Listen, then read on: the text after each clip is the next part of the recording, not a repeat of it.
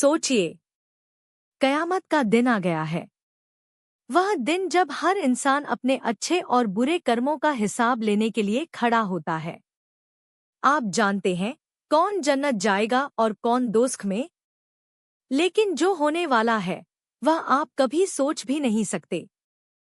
शहर की एक छोटी सी गलियों में जिंदगी अपने ढंग से चल रही थी। घरों की छतों पर धूप खिल रही थी, बच्चों की हंसी गूंज रही थी और दुकानों में लोग अपने काम में व्यस्त थे। पर कहीं ना कहीं लोगों के दिलों में एक अजीब सी बेचैनी थी। ऐसा लग रहा था कि इस दुनिया में कोई अदृश्य शक्ति धीरे धीरे सबको अपनी पकड़ में ले रही है।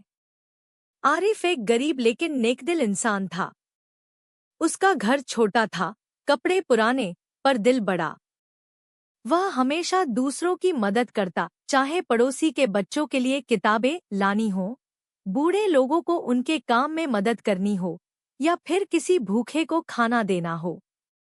उसकी अच्छाई इतनी गहरी थी कि लोग उसके पास आते और उसके बिना कुछ कहे ही अपने दुख साझा कर देते। दूसरी तरफ जावेद था, अमीर, लालची और चालाक।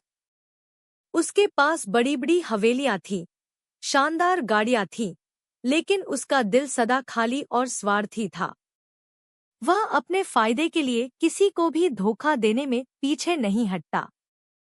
वह सोचता कि पैसा ही सब कुछ है और कर्मों की कोई अहमियत नहीं। एक दिन अचानक आकाश काला पड़ गया, हवाएं तेज होने लगी और बिजली की चमक हर ओर फैल गई। लोग डर के मारे अपने घरों में दुबक गए। तभी एक आवाज गूंजी, तैयार हो जाओ, कयामत का दिन आ गया है। लोगों ने देखा कि आकाश से एक अद्भुत रोशनी आई और हर इंसान अपने कर्मों का हिसाब लेने के लिए एक लंबी कतार में खड़ा हो गया। कोई हिल नहीं पा रहा था, कोई अपनी आंखों में आशंका और डर छुपा नहीं पा रहा था। सबसे पहले आरिफ की बारी आई। जैसे ही वह हिसाब किताब के लिए खड़ा हुआ, चारों ओर एक हल्की, सोने जैसी रोशनी फैल गई। उसकी आंखों में डर और आशंका की जगह शांति और सुकून दिखाई दिया। एक आवाज आई, आरिफ, तुम्हारे अच्छे कर्म तुम्हारे साथ है। जन्नत की राह तुम्हारे लिए खुली है। आरिफ ने देखा कि उसके सामने एक सुंदर बाग खुल रहा है। हर पेड़, हर फूल उसकी मुस्कान के इंतजार में थे। पक्षियों की चहचहाहट और हवा में महक ऐसी थी जैसे सारा संसार उसकी खुशी में शामिल हो रहा हो। आरिफ ने देखा कि उसकी मदद से खुश हुए लोग भी उसके साथ थे और हर अच्छे कर्म का फल उसे मिल रहा था। फिर बारी आई जावेद की।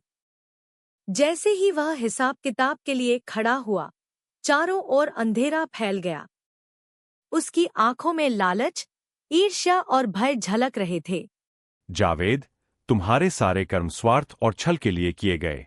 अब तुम्हें इसका फल भुगतना होगा। जावेद ने देखा कि उसके सामने दोज़ख के दरवाजे खुल गए हैं।